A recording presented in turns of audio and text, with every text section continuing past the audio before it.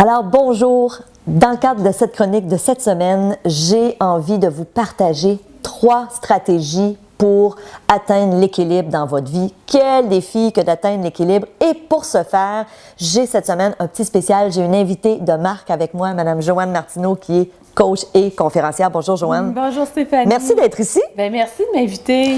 Alors, Joanne, on avait envie effectivement de partager 3 stratégies pour atteindre l'équilibre. Évidemment, des stratégies pour atteindre l'équilibre, il y en a beaucoup plus que 3, mais dans le cadre de la chronique d'aujourd'hui, on va vraiment prioriser ces 3-là. Donc, quelle est notre première stratégie qu'on a envie d'enseigner aux gens aujourd'hui? Bien, on est notre premier outil parce qu'elle vient de dire on va prioriser. Donc, le premier outil, c'est définir ses priorités dans la vie en général. Quand on parle de priorité, parce que moi, j'en parle souvent en conférence, bon, évidemment, on a toute la portion vie professionnelle, vie familiale, la santé, la réalisation de soi, la formation, les loisirs, les amis. Alors, il y a beaucoup de sphères dans notre vie dans lesquelles on peut investir. Énormément. Puis quand on n'est pas en équilibre dans une sphère, elle peut atteindre les autres sphères ou pas, elle peut. Souvent, c'est ce qui se produit. Si on parle d'équilibre familial, ça peut atteindre l'équilibre professionnel et financier par la suite. Alors, d'établir nos priorités. Mais ce qui est important, c'est à tous les jours aussi de se ramener. Est-ce que ça me rapproche ou ça m'éloigne de la priorité? Tout à fait. Peux-tu me donner un exemple concret d'une priorité et de, justement, ça serait quoi les actions qu'on peut poser pour justement se rapprocher de notre priorité? Est-ce que tu as un exemple? Oui, j'ai un exemple. Par exemple, je veux écrire mon premier livre. Hein, Stéphanie, ça fait plusieurs fois que je t'en parle, je vais écrire mon premier livre. Ça fait partie de mon objectif pour l'année qui s'en vient. Moi, mes années débutent en septembre. À chaque action, à chaque jour, je me demande, est-ce que je me rapproche ou je m'éloigne de l'écriture de mon livre? Wow. Fait que quand j'arrive sur Internet, avez-vous observé quand vous êtes en train de prendre vos courriels, le nombre de publicités qu'on peut recevoir par courriel? C'est facile de dire, je vais aller voir juste quelques minutes et de souffrir moi, je trouve qu'on souffre d'un déficit d'attention collectif avec ces bidules-là. Quand je priorise que c'est l'écriture de mon livre, moi, je débranche ma connexion Internet. Mon cellulaire n'existe pas et je focalise littéralement que sur ça. OK. Alors, tu te bloques du temps. Tout à fait. Je bloque du temps et je ferme tout ce qui est source de distraction autour. C'est un bon exemple. Moi, je donnerais un autre exemple au niveau des priorités. Par exemple, quelqu'un qui dit, moi, ma priorité, c'est mon enfant. Bon, parfait. Ta priorité, c'est ton enfant. Mais en même temps, combien de fois, moi, j'ai vu, lorsque j'aidais des gens en psychothérapie, des gens travailler 70 heures par semaine, mais avoir comme priorité numéro 1 leur famille, leurs enfants. Et ces gens-là étaient incroyablement malheureux. Pourquoi? Parce que, évidemment, à chaque fois qu'ils étaient au travail, ils avaient l'impression de ne pas être au bon endroit parce que pour eux, c'est important d'être avec les enfants. Mais souvent, ces gens-là aussi disaient, oui, mais quand je suis avec les enfants, je me dis que j'ai donc des choses à faire puis je devrais donc travailler. Alors ça, c'en est un exemple d'un déséquilibre où est-ce que la personne travaille énormément, mais que sa priorité numéro 1 peut être sa famille. Donc ça, c'est des questions à se poser. Est-ce que ce que je fais en ce moment, c'est ce qui m'apporte le plus de bonheur? Est-ce que c'est lié à ma priorité numéro 1? Moi, je donne souvent l'outil de dire prioriser. Mettez en ordre. Oui. T'sais, moi, le jour où j'ai réalisé que ma priorité numéro 1, c'était mon fils et mon conjoint, ça m'est beaucoup plus facile aujourd'hui de dire non à certains projets qui vont m'éloigner de ma famille. Ça m'est beaucoup plus facile de dire non à certaines activités qui vont faire que je vais me coucher très tard et que le lendemain, je serai pas de bonne humeur si je me suis couchée à 3 heures du matin pour mon fils qui, lui, il se lève à 6h30 et il est donc en forme. Oui, tout à fait. Donc, le fait d'être vraiment au clair avec nos priorités, je pense que, Joanne, on est tous les deux d'accord là-dessus. C'est plus qu'important, là. C'est prioritaire.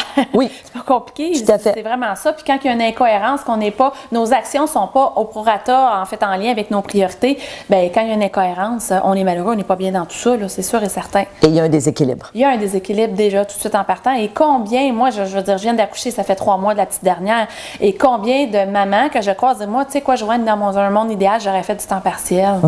Je serais pas retournée à temps plein avec le bébé puis tout ça. Ça me brise le cœur, Joanne, tu sais. Et puis, il faut sortir aussi des sentiers battus. Les priorités nous donnent... Un coup, nos priorités sont claires.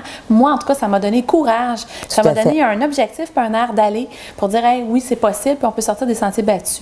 Tout à fait. Donc ça, c'est notre première stratégie. Deuxième stratégie, unir nos forces. Oui. Qu'est-ce qu'on veut dire par là, unir nos forces? Écoute, on a toutes des forces différentes. Tout à fait. Puis moi, vous me mettez dans la cuisine à faire les boîtes à lunch puis le souper pour toute la gang, parce que là, on est 7 maintenant.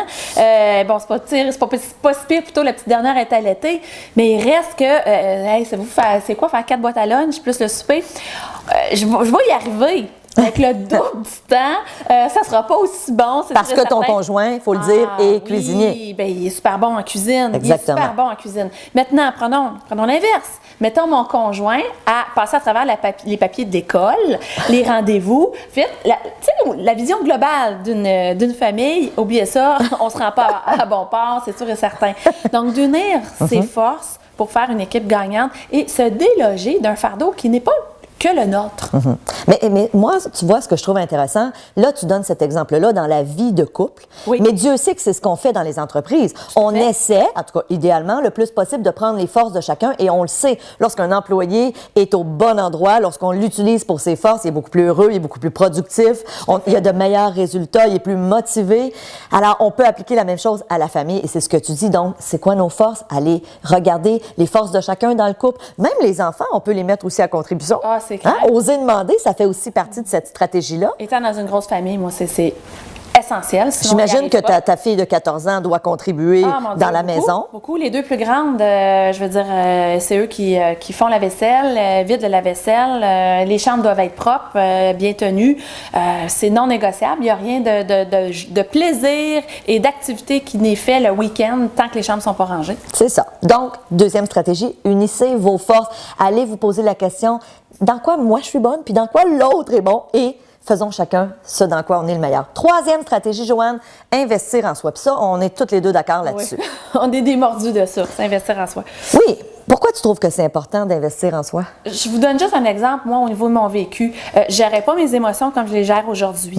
Pas que j'étais névrosée ou que mais il y a une gestion d'émotions qui a été acquise au fil du temps par des outils, par du développement personnel. Et Dieu sait que ma vie aujourd'hui est beaucoup plus légère, ce qui fait en sorte que, je sais pas, moi, un accrochage avec mon conjoint qui pouvait durer beaucoup plus longtemps avant, aujourd'hui, c'est 2-3 minutes, on se comprend, puis on passe à autre chose. Mais imaginez le nombre d'heures, de minutes qu'on pense juste à s'argumenter. Ou dans un couple, quand les communications sont pas claires, par exemple, même dans un environnement de travail, quand les communications sont pas claires. Tout à fait. Donc, un coup, tu améliores ça, investir en soi, tu peux choisir de dire, OK, ben je vais aller prendre un cours au niveau des relations interpersonnelles, de la communication, comment mieux écouter. Tu sais, quand on dit 80% des conflits proviennent de la non-écoute, tout à fait. Apprendre à écouter, tout le monde entend.